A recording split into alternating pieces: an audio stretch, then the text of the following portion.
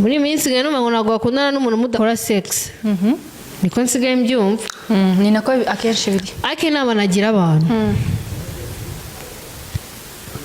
mpereye ku bahungu nkuko nabivuze nimba ugiye gutereta turabizi twese turi abantu ibyo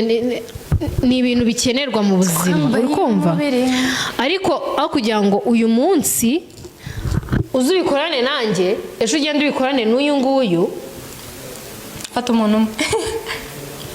shaka wa mukobwa ubona ukajya uvuga ati uyu nguyu ega inama ashobora gutuma na babandi bandi njya mbona nkabona nta kintu bavuze kuri njyewe uri kumva umuterete mukundane uri kumva niyo sex nuyikenera aba ari wigo